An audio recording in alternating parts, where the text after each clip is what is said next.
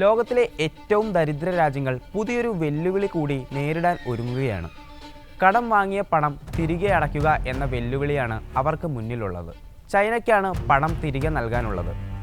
Australian വിദേശനയ സംഘടനയായ ലോവി institute ചൊവ്വാഴ്ച പ്രസിദ്ധീകരിച്ച റിപ്പോർട്ടിലാണ് ഇക്കാര്യം ചൂണ്ടിക്കാട്ടുന്നത്.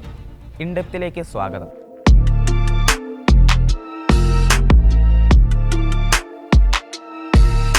$2025 ലോവി ഇൻസ്റ്റിറ്റ്യൂട്ട് കണക്കാക്കിയ മൊത്തം $35 ബില്യൺ കടത്തിൻ്റെ ഏറിയ പങ്കും ഈ 75 രാജ്യങ്ങളാണ് വഹിക്കുന്നത്. ആരോഗ്യം, വിദ്യാഭ്യാസം, കാലാവസ്ഥാ വ്യതിയാന നടപടികൾ എന്നിവയ്ക്കുള്ള പ്രാദേശിക ഫണ്ടിങ്ങിനെ ഈ നടപടി പ്രതികൂലമായി തന്നെ ബാധിക്കും. ഇതിനകം അതിതീവ്രമായ സാമ്പത്തിക സമ്മർദ്ദത്തിലുള്ള രാഷ്ട്രങ്ങളിൽ വലിയ പ്രതിസന്ധിയാണ് ഇത് സൃഷ്ടിക്കുകയെന്നും റിപ്പോർട്ട് ചൂണ്ടിക്കാട്ടുന്നുണ്ട്.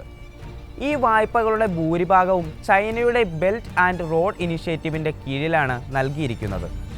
വികസ്വര രാജ്യങ്ങളുമായി സാമ്പത്തിക ബന്ധം സ്ഥാപിക്കാൻ ചൈന കഴിഞ്ഞ ഒരു ദശാബ്ദമായി ഉപയോഗപ്പെടുത്തുന്ന പദ്ധതിയാണ് belt and road initiative.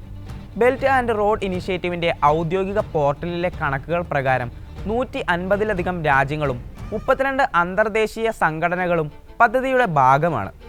Asia, Europe, Africa എന്നീ ഭൂഖണ്ഡങ്ങളിലെ വിവിധ രാജ്യങ്ങളെ ചൈനയുമായി ബന്ധിപ്പിക്കുന്ന കരസമുദ്ര മാർഗങ്ങളുടെ ഒരു ശൃംഖലയാണ് BRI.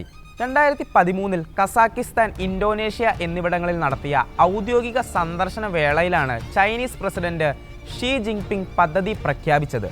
ഏഷ്യയ്ക്കും യൂറോപ്പിനും ഇടയിലുള്ള വ്യാപാര അടിസ്ഥാന സൗകര്യങ്ങൾ പുനരുജ്ജീവിപ്പിക്കുക എന്നതായിരുന്നു പദ്ധതിയുടെ ഉദ്ദേശമായി പറഞ്ഞിരുന്നത്. ആഗോള ആശയവിനിമയ സംവിധാനം, വ്യാപാരം, സാമ്പത്തികം എന്നിവയെ അടിസ്ഥാനപരമായി മാറ്റിമറിക്കാൻ ശേഷിയുള്ളതാണ് ഇതെന്ന് ചൈന ലോകത്തിന് മുന്നിൽ പ്രഖ്യാപിച്ചിട്ടുണ്ട്. പല രാജ്യങ്ങളും തുടക്കത്തിൽ നല്ല സമീപനമാണ് പദ്ധതിയോട് സ്വീകരിച്ചെങ്കിലും പദ്ധതിയുടെ ഭാഗമായി ചൈന നടത്തുന്ന ചില പ്രവർത്തനങ്ങൾക്കെതിരെ കടുത്ത വിമർശനവും ഉയർന്നിരുന്നു. പല രാജ്യങ്ങളെയും കടക്കെണിയിൽ കുരുക്കാനുള്ള തന്ത്രമാണിതെന്ന് വിമർശനമുണ്ടായിരുന്നു. ശ്രീലങ്കയിലും പാകിസ്ഥാനിലും തുടരുന്ന സാമ്പത്തിക പ്രതിസന്ധിക്ക് കാരണമായും ചൈനീസ് വായ്പകളെ പഴിക്കുന്നവരുമുണ്ട്. പദ്ധതി സാമ്പത്തിക ബാധ്യത ഉണ്ടാക്കുമോ എന്ന് പേടിച്ച് ചില രാജ്യങ്ങൾ അന്നേ മാറി നിന്നിരുന്നു. BRI പ്രധാനമായും വികസ്വര രാഷ്ട്രങ്ങളിലാണ് ശ്രദ്ധ കേന്ദ്രീകരിച്ചത്. ഇവിടുത്തെ സർക്കാരുകൾക്ക് സ്വകാര്യമോ മറ്റ് സംസ്ഥാന പിന്തുണയ്ക്കുള്ള നിക്ഷേപമോ ലഭിക്കാൻ ബുദ്ധിമുട്ടായിരുന്നു.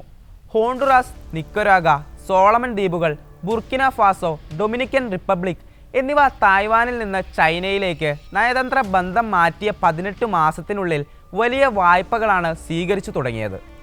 സ്കൂളുകൾ, പാലങ്ങൾ, ആശുപത്രികൾ, റോഡുകൾ, തുറമുഖങ്ങൾ, വിമാനത്താവളങ്ങൾ തുടങ്ങിയവയ്ക്കാണ് ചൈന ഈ പദ്ധതിയുടെ കീഴിൽ ധനസഹായം നൽകി വന്നത്. 2016 $50 ബില്യൺ വായ്പ നൽകിയിരുന്നു. അങ്ങനെ പാശ്ചാത്യ ക്രെഡിറ്റർമാരെ വരെ മറികടന്നു ചൈന. എന്നാൽ ഈ വായ്പകൾ ചൈനീസ് സ്വാധീനവും നിയന്ത്രണവും വർദ്ധിപ്പിക്കുന്നതിനും രാഷ്ട്രങ്ങളെ കടക്കെണിയിൽപ്പെടുത്താനും ഉദ്ദേശിച്ചതാണെന്ന ആരോപണങ്ങൾ ഇപ്പോൾ കൂടുതൽ ശക്തമായിരിക്കുകയാണ്. എന്നാൽ ഈ കടങ്ങളെല്ലാം രാഷ്ട്രീയ ലാഭത്തിനുള്ള അവസരമായി എടുത്തിരിക്കുകയാണ് ചൈന എന്നാണ് റിപ്പോർട്ടിലെ മുന്നറിയിപ്പ്. ട്രംപ് ഭരണകൂടം വിദേശ സഹായം വെട്ടിക്കുറയ്ക്കുന്ന സാഹചര്യമാണ് ഇതിന് കാരണമായി ചൂണ്ടിക്കാട്ടുന്നത്. കൂടാതെ വായ്പകൾ പുനഃക്രമീകരിക്കണമെന്ന നയതന്ത്ര സമ്മർദ്ദവും സാമ്പത്തിക മാന്ദ്യത്തിനിടയിൽ വായ്പകൾ തിരിച്ചു പിടിക്കണമെന്ന ആഭ്യന്തര സമ്മർദ്ദവും ചൈന നേരിടുന്നുണ്ട്.